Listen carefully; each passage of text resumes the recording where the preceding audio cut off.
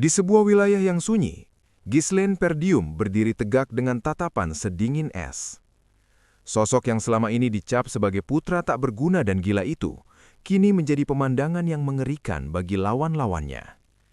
Di hadapannya, seorang kesatria terhebat dari utara tertunduk gemetar, tak berdaya meratapi kekalahannya yang memalukan. Di sekeliling mereka, jasad para prajurit lainnya tergeletak kaku, menjadi saksi bisu kehebatan pria yang selama ini mereka remehkan. Ghislaine melangkah mendekat dengan langkah yang tenang namun mengintimidasi. Sambil menjinjing kapak besar, ia menyindir sang kesatria mengenai kenyamanan tempat tersebut. Ia menjelaskan bahwa dirinya telah menghabiskan banyak sumber daya hanya untuk membangun jebakan maut ini. Dengan nada meremehkan, Ghislaine mengungkapkan bahwa ia sudah mengetahui segala rencana musuh, mulai dari jumlah pasukan, identitas mata-mata, hingga siapa yang mengirimkan bala bantuan. Sebelum lawan sempat memprotes, sebuah hantaman keras mendarat di wajah sang kesatria. Ghislaine menegaskan bahwa mulai saat ini, setiap peperangan akan selalu berada dalam genggamannya. Ia pun menyingkap rahasia besar bahwa dirinya memegang semua rencana masa depan. Adegan kemudian berpindah kembali ke setahun sebelumnya, menceritakan bagaimana awal semua seorang Ghislaine Perdium bisa menjadi sangat kuat dan bisa mengetahui segala rencana musuh dan mengalahkannya. Tepat di kamp militer kerajaan Lutania, saat itu ia terbangun dengan nafas terengah-engah dan segera meraba lehernya untuk memastikan kepalanya masih menyatu dengan tubuh. Kilasan memori kematiannya terasa begitu nyata, di mana pedangnya terhempas dan darah menyembur dari mulutnya. Kala itu seorang kesatria berambut merah bernama Idun berdiri di hadapannya dengan senyum kemenangan. Idun yang dikenal sebagai salah satu dari 7 orang terkuat di benua, mengejek nasib Ghislaine yang telah jatuh. Di saat-saat terakhirnya, Idun mengungkap sebuah kenyataan pahit, bahwa keluarganya, Perdium, hancur karena konspirasi antara keluarga Delphine dan pihak luar. Ghislaine yang dipenuhi amarah hanya bisa bersumpah tidak akan pernah memaafkan mereka, sebelum akhirnya tebasan pedang Idun mengakhiri hidupnya. Kembali ke masa kini, Ghislaine segera mendekati tong berisi air untuk memeriksa wajahnya. Ia tertegun menyadari bahwa penampilannya jauh lebih muda.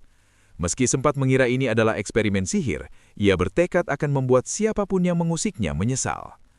Lamunannya terhenti ketika seorang prajurit bernama Ricardo masuk ke tenda dan memintanya segera bersiap. Secara refleks, Ghislaine bergerak cepat dan menempelkan pedang ke leher Ricardo. Namun reaksi Ricardo yang terlalu santai membuat Ghislaine bingung. Prajurit itu hanya menganggap tuan mudanya sedang kelelahan setelah mengamuk dan tertidur. Ricardo kemudian mengingatkan bahwa mereka harus segera berangkat menuju kediaman Perdium untuk bersiap menyerang kawanan orc. Mendengar nama rumahnya yang seharusnya sudah hancur, Ghislaine membeku sejenak sebelum menyadari bahwa ia benar-benar telah kembali ke masa lalu. Ghislaine melangkah menuju tepi tebing dan menatap wilayah Perdium yang masih berdiri megah. Air mata hampir menetes saat melihat bendera keluarganya berkibar, namun ia segera tersadar akan bahaya yang mengintai. Di kehidupan sebelumnya, hari ini adalah tragedi di mana sebagian besar pasukannya tewas akibat keangkuhannya. Laporan yang menyebutkan hanya ada 3 orc ternyata salah besar, karena faktanya ada lebih dari 20 monster yang menunggu untuk membantai mereka. Kekacauan pecah lebih cepat dari yang diperkirakan. Serangan mendadak para orc membuat formasi prajurit kocar-kacir. Skovan, sang komandan pasukan, berusaha keras menahan gempuran namun ia terdesak oleh jumlah lawan yang tidak seimbang. Saat kapak raksasa seorang orc hampir membelah tubuh Skovan, Ghislaine melesat dengan kecepatan luar biasa. Dengan gerakan yang presisi, Ghislaine menusuk dan menebas jari-jari monster itu hingga senjatanya terlepas. Meskipun ia merasa kecewa karena tubuhnya saat ini belum bisa menggunakan kekuatan mana secara maksimal, aksi heroiknya berhasil membuat seluruh prajurit terpaku tidak percaya. Di tengah medan perang yang membara, Ghislaine menoleh ke arah Skovan dan dengan tegas menuntut hak untuk mengambil alih komando pasukan sepenuhnya. Skovan tertegun mendengar permintaan yang keluar dari mulut tuan mudanya. Meski ia menyadari perubahan sikap Ghislaine, menyerahkan komando pasukan di tengah medan perang yang kacau bukanlah perkara mudah. Dengan tegas, sang komandan menolak dan mengingatkan bahwa otoritas yang diberikan oleh Count Perdium tidak bisa diserahkan begitu saja pada seseorang yang dianggap belum berpengalaman. Skovan bersikeras agar Ghislaine segera mundur demi keselamatannya sendiri. Namun, Ghislaine tidak berniat mendebat lebih lama. Saat seekor orc menerjang ke arah mereka, ia melakukan gerakan yang tak terduga dengan melemparkan pedangnya. Skovan sempat mengira dirinya diserang, namun detik berikutnya, ia terpaku melihat pedang tersebut menancap tepat di kepala monster di belakangnya. Tanpa membuang waktu, Ghislaine menegaskan bahwa kemenangan di medan perang bukan hanya soal kekuatan, melainkan tentang menghapus ketakutan dan menciptakan momentum. Dengan senyum tipis yang penuh percaya diri, Ghislaine berlari menerjang kerumunan orc. Ia bergerak dengan lincah, mencabut kembali pedangnya dan membantai setiap monster yang mendekat. Skovan yang mengamati dari jauh merasa heran, bagaimana mungkin seseorang tanpa kekuatan mana bisa bergerak seefisien itu. Ghislaine seolah tahu persis di mana titik lemah musuh berada, menghindari serangan hanya dengan sedikit pergerakan untuk menghemat tenaga. Sambil terus menghabisi lawan, ia melontarkan ejekan provokatif untuk memancing perhatian seluruh kawanan orc agar tertuju padanya. Strategi Ghislaine mulai terbaca saat ia berlari menuju tepi tebing. Skovan segera menyadari maksud tuannya dan memerintahkan pasukan untuk segera membentuk dinding perisai serta menyiapkan tombak. Di bibir jurang, Ghislaine menunggu saat yang tepat. Begitu pasukan perisai tiba dan menekan maju, ia melompat turun dari tebing, membiarkan para orc yang mengejarnya terdesak oleh barisan tombak hingga terjatuh ke dalam jurang yang dalam. Tanah di bawah sana segera berubah merah saat tubuh para monster itu hancur menghantam bebatuan. Kemenangan itu diraih dengan harga yang mahal bagi fisik Ghislaine.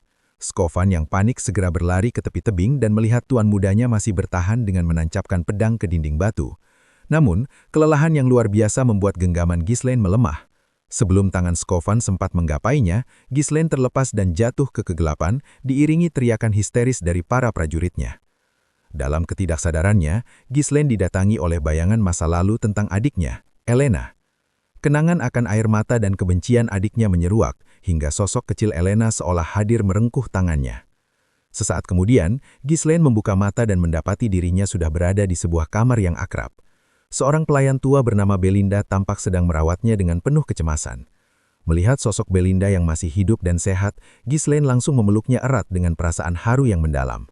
Di kehidupan sebelumnya, Belinda adalah sosok yang setia mendampinginya hingga akhirnya menghilang saat keluarga Perdium hancur. Meskipun Belinda menganggap tingkah tuannya aneh karena kelelahan, Ghislaine mencoba memperingatkannya tentang bencana besar yang akan segera menimpa keluarga mereka. Namun, Belinda justru menganggap hal itu sebagai igawan pasca perang dan mencoba mengalihkan pembicaraan mengenai festival yang akan diadakan pekan depan. Mendengar kata festival, ingatan Ghislaine mulai terangkai kendali. Belinda mengingatkan bahwa Elena sangat menantikan hari itu sebagai momen untuk memperbaiki hubungan mereka.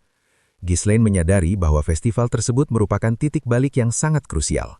Dalam 1 minggu ke depan, sebuah peristiwa besar akan terjadi dan mengubah garis takdir hidupnya selamanya. Saat ia masih merenungi langkah apa yang harus diambil, tiba-tiba pintu kamarnya terbuka dengan halus. Seseorang lalu masuk dan Ghislaine langsung terkejut begitu melihat siapa yang datang. Hari itu bertepatan dengan festival, namun kenangan kelam terus menghantuinya. Dalam waktu 1 minggu, adiknya akan meninggal. Orang yang muncul ternyata adalah Elena. Pintu kamar terbuka dengan kasar, menampakkan sosok Elena, adik perempuan Ghislaine. Tanpa memedulikan tatapan bingung dari Belinda, Ghislaine segera beranjak dan memeluk adiknya itu dengan sangat erat. Elena yang terkejut sekaligus bingung segera menanyakan apa yang sedang dilakukan kakaknya. Namun Ghislaine hanya menjawab dengan tulus bahwa ia sangat merindukan gadis itu. Merasa risih dengan perubahan sikap kakaknya yang tiba-tiba, Elena mendorongnya menjauh dan memperingatkan agar Ghislaine tidak bertingkah aneh. Ghislaine sempat tertegun merasakan dorongan Elena yang begitu bertenaga, sesuatu yang tidak pernah ia sadari sebelumnya. Elena kemudian menjelaskan bahwa kehadirannya di sana hanyalah karena permintaan Belinda. Dengan nada sinis, ia menanyakan apakah Ghislaine sedang memainkan sandiwara tertentu untuk memperbaiki keadaan. Elena mengingatkan betapa kejamnya perlakuan Ghislaine di masa lalu, bahkan pernah mengatakan bahwa ia muak hanya dengan merasakan embusan napas adiknya sendiri. Mendengar kenyataan pahit itu, Ghislaine merasa jantungnya seperti dihantam gada. Rasa penyesalan yang mendalam memicu rasa sakit hebat di sekujur tubuhnya, hingga ia jatuh tersungkur ke lantai. Meski Elena dan Belinda menertawakannya karena mengira ia hanya sedang bertingkah konyol, dalam hati Ghislaine merasa hancur. Ia teringat bahwa di kehidupan sebelumnya, penolakannya untuk menemani Elena ke festival menjadi awal dari tragedi mengerikan. Seminggu setelah festival itu, tubuh adiknya ditemukan dalam kondisi yang sangat mengenaskan. Situasi kemudian menjadi hening ketika ada yang mengetuk pintu, dan ternyata itu adalah dua pengawal pribadi Elena, Jamal dan Philip. Ghislaine terkejut bingung karena mengapa orang-orang itu meminta Elena untuk membantu persiapan festival. Belinda yang mendengar gumaman itu dari Ghislaine kemudian menyebutkan bahwa sudah pantas tuan muda tidak mengetahuinya, karena ia selalu bermalas-malasan setiap hari. Belinda menambahkan bahwa ia juga tidak tahu mengapa di dalam kerajaan ini sekarang tidak memiliki banyak pekerja, bahkan seorang tuan putri harus ikut membantu. Ghislaine menyadari ada sesuatu yang tidak beres ketika mengetahui bahwa para pekerja di kediaman mereka sangat sedikit, hingga Elena pun harus ikut turun tangan membantu persiapan festival. Ghislaine tidak percaya apakah mereka benar-benar kekurangan pekerja. Rasa bersalah kembali menghantui Ghislaine, karena selama ini ia terlalu malas untuk peduli pada kondisi keluarganya yang sedang berada di ujung tanduk. Saat Elena berniat pergi ke kota untuk memantau persiapan, Ghislaine dengan tegas menyatakan ingin ikut membantu, meski hal itu disambut dengan tatapan penuh kecurigaan. Sesampainya di kota, kehadiran Ghislaine justru membuat suasana menjadi tegang. Elena berkali-kali memintanya pergi karena kehadiran sang tuan muda yang dikenal nakal itu justru menakut-nakuti para pekerja. Namun fokus Ghislaine terbagi. Ia terus memperhatikan kawasan kumuh di sekitar lokasi festival, tempat di mana mayat Elena ditemukan di masa lalu. Ia sadar bahwa ada seseorang yang sengaja menjebak adiknya ke sana. Kemudian, dari kejauhan, seseorang memanggilnya. Itu adalah Fergus, prajurit setia kerajaan. Ia menghampiri Ghislaine karena mendengar berita mengenai pertempurannya dengan para orc. Itu membuatnya khawatir. Mendengar itu, dengan wajah malas karena semua orang membicarakan itu, meminta kepada Fergus untuk berhenti membicarakan mengenai hal itu. Melihat kedatangan Fergus, Elena langsung menghampirinya, berkata kepada Fergus bahwa waktu yang tepat, karena sang kakak bertingkah aneh setelah tersadar. Kemudian, Elena meminta Fergus untuk membawa Ghislaine kembali ke ruangannya. Melihat situasi bahwa karakter preman yang sudah melekat padanya, Ghislaine berpikir bahwa ia bisa melihat kondisi sekitar kerajaan minggu depan. Ghislaine kemudian meminta Fergus untuk mengantarnya ke ruangan latihan terbengkalai di dalam kastil. Dengan keheranan, Fergus bertanya kepada Ghislaine, untuk apa ia ke sana? Dengan ekspresi serius, Ghislaine menjawab bahwa ia akan berlatih di sana. Mendengar itu, Fergus terkejut. Adegan lalu beralih, menampilkan Pardon, yaitu tempat berlatih di dalam kastil kerajaan. Saat Ghislaine masuk, ia terkejut melihat kondisinya sangat baik dan terawat. Dalam hatinya berkata bahwa ini adalah tempat yang sempurna untuknya berlatih. Fergus menjelaskan bahwa mereka menjaga tempat itu tetap siap, karena mereka berharap bahwa tuan muda Ghislaine bisa segera memakainya. Fergus meyakini bahwa yang sedang dialami tuan muda Ghislaine saat ini adalah fase yang akan berlalu. Mendengar penjelasan Fergus, Ghislaine kemudian menyadari sesuatu bahwa mungkin dalam kehidupan sebelumnya, mungkin Ferguslah orang yang selalu menjaga tempat ini. Kemudian Ghislaine mendekat ke Fergus, menepuk pundaknya berkata kepada Fergus bahwa ia ingin umur yang panjang. Ia menambahkan bahwa mati adalah hal yang menyebalkan. Mendengar kalimat itu dari Ghislaine, Fergus heran dan menanyakan kepada Ghislaine seolah ia pernah berada antara hidup dan mati. Ghislaine menjawab dengan ekspresi percaya diri, berkata bahwa Ghislaine sebenarnya pernah mati dan sekarang ia bangkit kembali. Fergus kemudian menjawab ketus pernyataan Ghislaine, berkata bahwa ia tidak cukup bodoh untuk percaya hal itu. Ghislaine lalu bersiap untuk latihan dan meminta Fergus untuk kembali. Masih khawatir dengan keadaan tuan mudanya, Fergus berkata akan berjaga di luar pintu. Melihat kesetiaan Fergus, Ghislaine dalam hati berkata bahwa ia dahulu selalu memperlakukan semua orang di sekitarnya seperti musuh. Namun hari ini mungkin hal itu tidak lagi ia lakukan, karena orang-orang kepercayaannya masih bersamanya. Dan ia sudah mengetahui bahwa kematian Elena adalah ulah musuh dari luar kerajaannya. Ingatannya kembali, mengingat kejatuhan kerajaan Perdium, menjelaskan bahwa kematian Elena adalah awal dari kejatuhan kerajaan Perdium.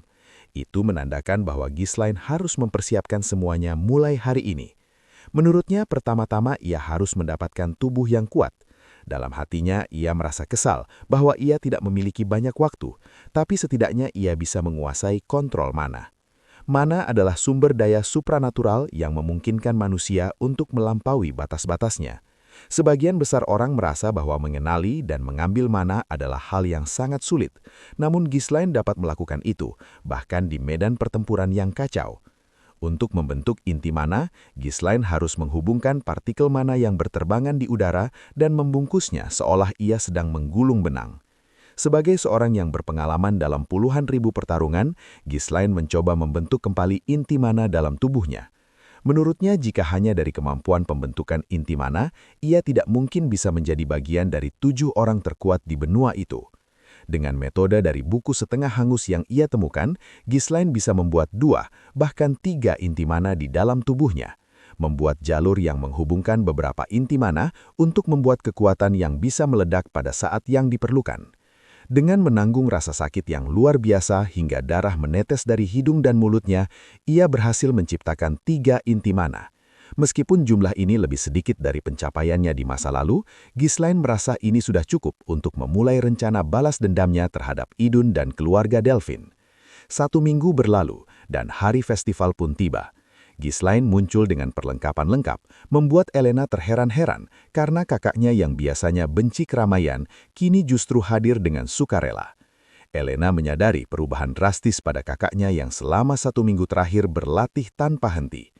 Gadis itu mulai merasa bahwa sosok kakak yang dulu ia kenal telah kembali, sebuah pengakuan yang membuat hati Ghislaine bergetar. Namun ketenangan itu tidak bertahan lama. Di tengah kemeriahan festival, Elena mulai merasa bosan karena acara yang disajikan terasa monoton. Tiba-tiba salah satu pengawal mendekat dan memberitahu bahwa ada sebuah acara baru yang menarik di area lain.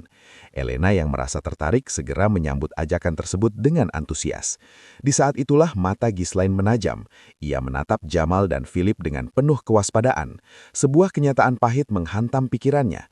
2 kesatria yang paling dipercaya oleh keluarga Perdium itu ternyata adalah pengkhianat yang sedang menggiring adiknya menuju maut. Jamal dan Philip adalah prajurit pengawal pribadi Elena, padahal mereka adalah prajurit yang dipercaya keluarga kerajaan yang sejak kecil selalu menjaga Elena, dan di kehidupan sebelumnya, keduanya mati demi melindungi adiknya. Dengan senyum tipis, Jamal mempersilahkan majikannya masuk ke sebuah lorong. Tapi Elena kebingungan, karena apapun di sana, Elena kemudian bertanya, "Apa benar ada acara di tempat kotor seperti ini?" Jamal tergagap mencoba menutupi dan menahan Elena di sana, berkata, "Mungkin mereka belum siap, sebentar lagi pasti ada orang." Elena mengira pengawalnya sedang bercanda. "Kau ingin tampil di tempat sekotor ini, Jamal?" Ia tertawa kecil meski wajahnya menyiratkan ragu. Sementara itu, Ghislaine mengamati sekitar. Sekilas tampak seperti jalanan sepi biasa, tapi ia tahu keduanya sudah menutup semua jalan keluar dengan rapi. Mereka sudah menyiapkan jebakan ini dari awal. Elena lalu menarik lengannya, memintanya untuk pergi dari tempat itu. Namun Jamal mencegah. "Tunggu sebentar saja, Nona. Kau akan melihat pertunjukan." Elena membantah. "Aku tidak akan menonton pertunjukan di tempat menjijikkan seperti ini." Ghislaine menatap adiknya lalu bergumam. "Kau ternyata cukup kuat. Apa kau berolahraga akhir-akhir ini?" Belum sempat Elena menjawab, Philip muncul di hadapannya. Dengan wajah menakutkan, ia berkata, "Nona, tunggu sebentar." Elena mulai panik melihat tatapan dingin kedua pengawalnya. "Kenapa kalian? Ada apa sebenarnya?" Jamal menunduk menggaruk belakang lehernya seolah menyembunyikan sesuatu. "Maaf Nona, aku tak bermaksud untuk menakutimu." Lalu dengan senyum mengerikan Jamal berkata, "Ini hanya permintaan dari seseorang untuk membawa kalian ke sini."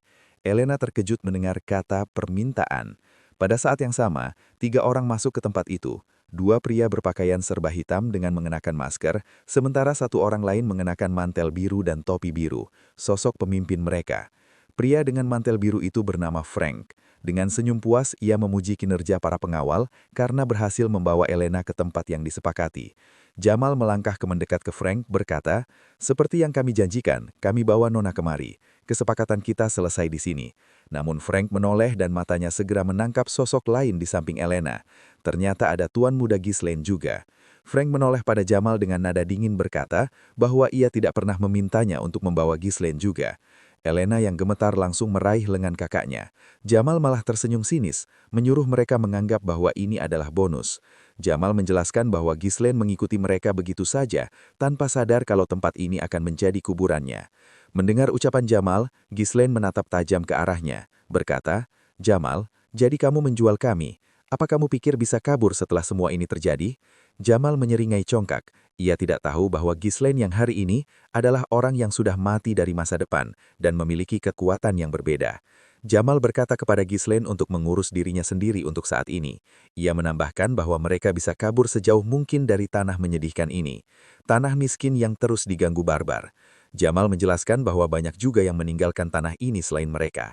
Begitu kalimat itu keluar, seketika Ghislaine dengan cepat menebas Jamal. Sekali ayunan pedangnya membelah baju zirah Jamal. Tubuhnya terbelah menjadi dua, memuncratkan darah dan jatuh ke tanah. Semua yang melihat terdiam, tak percaya. Dengan tatapan dingin, Ghislaine berbisik. Setidaknya mereka yang pergi tidak menjualnya. Dan Elena, Ghislaine lalu menoleh ke Philip.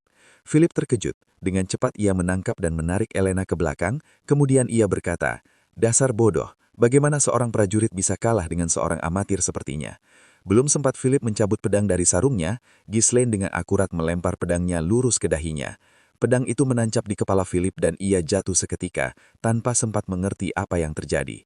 Melihat semua itu, Elena menjerit dan berlari ke arah kakaknya. Salah seorang pria berbaju hitam berbisik keheranan, menanyakan apakah itu benar anak tertua dari kerajaan Perdium. Pria satunya lagi mempertanyakan kebenaran informasi yang mereka dapatkan, karena menurut informasi, Ghislaine adalah bocah yang tidak memiliki pengalaman bertarung dan pelatihan yang benar. Frank menyipitkan mata. Ia yakin berdasarkan penampilannya, bocah itu memang Ghislaine. Dan aku tak percaya dia bisa membunuh dua prajurit seketika dengan serangan yang dilapisi mana. Beralih ke Ghislaine dan Elena, melihat semua itu, Elena gemetar ketakutan. Ia menanyakan kepada kakaknya tentang hal ini, menuntut penjelasannya. Ghislaine menepuk lembut tengkuk adiknya hingga ia pingsan. Lalu ia meletakkannya di tanah dengan hati-hati, berkata dengan lembut meminta adiknya untuk beristirahat sebentar. Frank terkekeh mengisap pipanya, berkata kepada Ghislaine, "Terima kasih sudah mempermudah urusan kami. Ternyata kau jauh berbeda dari yang kudengar. Sebenarnya kami sudah berencana menyingkirkan Jamal dan Philip. Katakan, kau sembunyikan kemampuanmu selama ini." Ghislaine mencabut pedangnya dari kepala Philip, kemudian menjawab dengan sinis kepada Frank, menatapnya tajam dan berkata, "Kenapa kau begitu peduli pada kemampuanku?" Kedua pria berbaju hitam bukan masalah, tapi Frank berbeda. Aura mana yang terpancar dari tubuhnya jelas berada di tingkat lain. "Aku harus menyelesaikan ini cepat," pikir Ghislaine. Ia mengalirkan mana ke tubuhnya, menarik beberapa benang sihir, seraya berkata dalam hati untuk segera mengakhiri ini semua. Dalam langkahnya yang mendekat ke mereka bertiga, Ghislaine bertanya kepada Frank, "Sebelum kita mulai, jawab dulu, siapa yang membuat permintaan ini?" Frank tertawa kemudian menjawab Ghislaine, "Untuk apa orang yang akan mati mengetahui hal itu?" Ghislaine menghela nafas. Ia sudah menduga, mereka takkan mudah bicara. Ghislaine kemudian mengangkat pedangnya dan mengalirkan mana ke pedangnya, kemudian berkata, "Kalau begitu, aku akan memaksa kalian mengatakannya nanti." Salah satu bawahan Frank berbisik, "Haruskah kita penggal kepalanya?" Frank menjawab dengan dingin, "Tangkap dia hidup-hidup, patahkan semua tulangnya, biarkan dia menjerit kesakitan." Dengan senyum menyeramkan, Frank memberi isyarat. Dua pria berbaju hitam serentak menyerbu. Ghislaine cepat mengeluarkan sesuatu dari sakunya dan melemparkannya. Benda itu adalah kembang api, yang dalam sekejap dapat mengaburkan penglihatan lawan. Seketika, pedang Ghislaine membelah kembang api itu dan menembus ke kepala pria berjubah hitam itu. "Trik, rendahan," teriak yang satu lagi, lalu menyerang. Ghislaine memutar pedangnya ke belakang untuk menangkis serangan itu. Melihat kesempatan, tangan Ghislaine lalu melilitkan ke pedang lawannya, lalu Ghislaine menghantam keras tangan pria itu dengan pedang. Dengan cepat ia memutar tubuhnya membuat momentum untuk menebas kepala pria itu. Kepala lawannya terlepas, dan tubuhnya ambruk ke tanah. Belum sempat ia menghela nafas, seketika, Frank dengan senyap menyerang dari belakang. Ghislaine menyadari serangan itu, dan menangkis dengan pedang satunya. Melihat gerakan Ghislaine yang begitu rapi, Frank terkejut. Frank yakin, serangannya tadi sempurna, tapi Ghislaine berhasil menghalau dari posisi yang sulit. Ghislaine lalu mendorong pedang Frank ke bawah. Kaki kanan Ghislaine menumpuk kuat di tanah bersiap melancarkan serangan baik. Dengan kuat ia menebas leher Frank. Pipa Frank terlepas dan jatuh ke tanah, dan lehernya terkena tebasan bersih. Dengan cepat, Frank melompat menjauh sambil melancarkan serangan balik ke Ghislaine. Dalam posisi saling beradu pedang, Ghislaine terkejut bagaimana Frank bisa bertahan dari serangan ke leher barusan. Frank lalu berkata kepada Ghislaine bahwa ia terkejut dengan Ghislaine. Ia menambahkan, jika aku tak menyelimuti lehernya dengan mana, mungkin kepalanya akan terlepas saat ini. Frank berkata kepada Ghislaine, ia heran, pada umurnya yang masih muda, Frank tidak tahu dari mana Ghislaine mendapat ilmu berpedang aneh seperti itu. Dengan sorot mata tajam seolah akan memburu mangsa, Frank berteriak kepada Ghislaine, mengatakan, disinilah akhir hidupmu. Pada saat mereka beradu kekuatan, Frank dengan sombong mengatakan kepada Ghislaine bahwa ia tidak akan bisa mengalahkannya hanya dengan sedikit mana. Pada saat yang sama, Frank mengeluarkan semua mananya, seolah mananya meledak. Melihat mananya lebih besar dari milik Ghislaine, ia mengeluarkan mana yang lebih besar lagi, sambil berteriak kepada Ghislaine bahwa ia akan mati di sini. Namun Ghislaine hanya tersenyum mendengar ancaman itu, membuat Frank tidak mengerti apa yang sedang terjadi. Dengan gerakan yang efisien, Ghislaine mendorong pedang Frank ke belakang, seolah kekuatan besar Frank hanya dibelokkan begitu saja.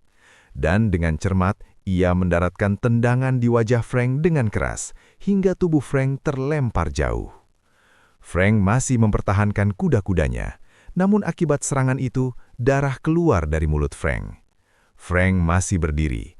Ia berkata kepada Ghislaine dengan sombong, berkata bahwa ia tak akan bisa mengalahkannya hanya dengan sedikit mana. Seketika, ia muntah darah dan berlutut kesakitan. Frank mulai menyadari ada sesuatu yang janggal. Ia keheranan karena serangan Ghislaine berbeda dari sebelumnya. Dalam hati, Frank berkata bahwa tidak mungkin Ghislaine mampu menembus pertahanannya dengan kemampuan Ghislaine saat ini.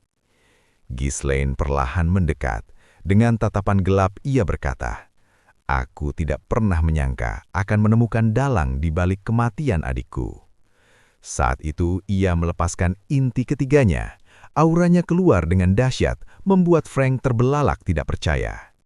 Frank kaget melihat peningkatan kekuatan yang begitu mendadak dari Ghislaine.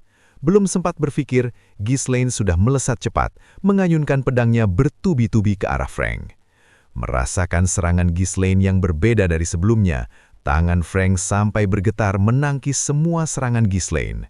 Dalam hatinya, Frank berkata bahwa ini tidak mungkin, karena penggunaan mana harusnya memiliki batas.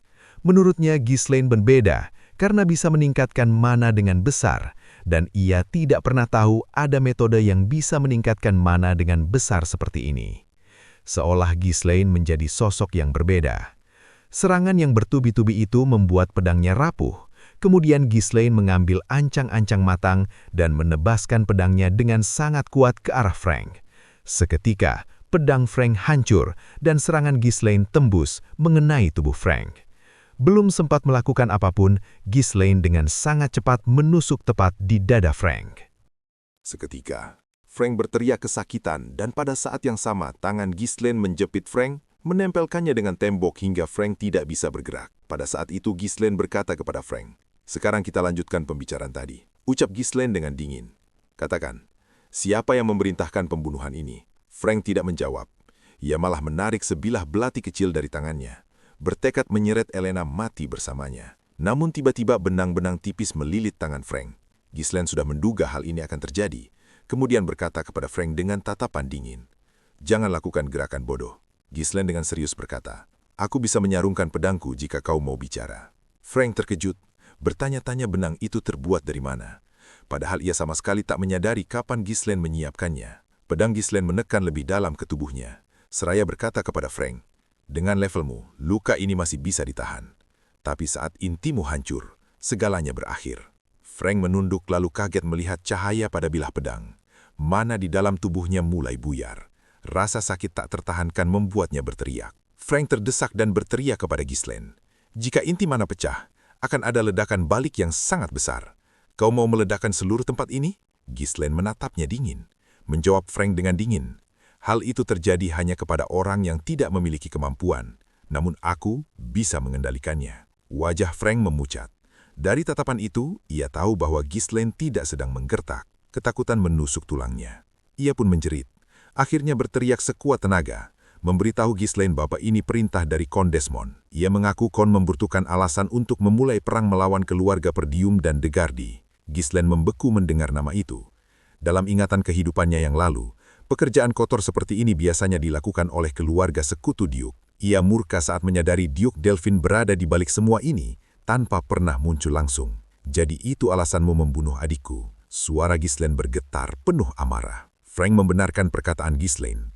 Ghislaine menancapkan pedangnya lebih dalam. Darah muncrat dari mulutnya. Dengan napas tersengal, Frank mengingatkan, "Kau berjanji menyarungkan pedangmu." Ghislaine tersenyum tipis dan berkata, "Kau sudah membunuh banyak orang, dan sekarang kau takut ketika tiba giliranmu." Frank justru tertawa getir, mengatakan kepada Ghislaine, "Kau tidak mengerti, meski aku mati, tidak ada yang berubah.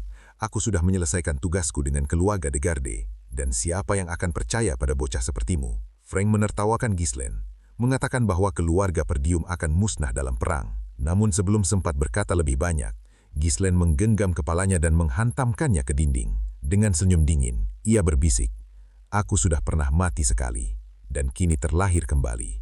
Kali ini segalanya akan berbeda." Pedang Ghislaine menusuk inti mana Frank dan memancarkan cahaya yang semakin terang. Frank mendongak dan menjerit. Semburan energi keluar dari mulutnya lalu meledak di langit seperti kembang api. Sesaat kemudian, tubuhnya terjatuh tak bernyawa. Ghislaine terengah-engah. Ia menatap sekitar, melihat mayat berserakan, lalu berhenti pada tubuh adiknya yang pingsan. Setelah memastikan tak ada orang lain, ia menjatuhkan pedangnya, menarik napas panjang, lalu ikut roboh sambil batuk darah. Ia menyeka mulutnya sambil bergumam, "Dulu saat masih menjadi raja tentara bayaran, meledakkan 3 inti bukanlah masalah." Meski tubuhnya hampir ambruk, ia memaksa berdiri. Dengan tekad kuat, Ghislaine berkata, "Aku tidak boleh jatuh di sini." Dengan sisa tenaga, Ghislaine berlari menuju sebuah bangunan dan mendobrak pintunya. Di dalam, ia menemukan 2 jasad. Dalam ingatan kehidupannya yang lalu, tempat ini seharusnya hanya menyimpan Elena. Namun perkataan Frank sebelumnya membuatnya sadar. Mayat yang ada di hadapannya adalah putra keluarga De Garde, beserta prajurit pengawalnya. Ghislaine menduga bahwa mereka dibunuh, lalu dijadikan kambing hitam sebagai pembunuh Elena. Ghislaine memindahkan tubuh-tubuh itu di atas tumpukan kayu. Ia tahu jika mayat ini terungkap, perang pasti akan pecah. Maka ia mengeluarkan petasan sihir, menyalakannya, dan membakar bangunan itu hingga rata dengan tanah. Setelah itu, ia menggendong Elena melangkah perlahan sambil berjanji pada dirinya sendiri, "Aku tidak akan membiarkan rencana musuh berjalan sesuai keinginan mereka." Dari kejauhan, sosok misterius mengawasinya dari atas pohon. Sosok misterius itu menatap sejenak, lalu menghilang.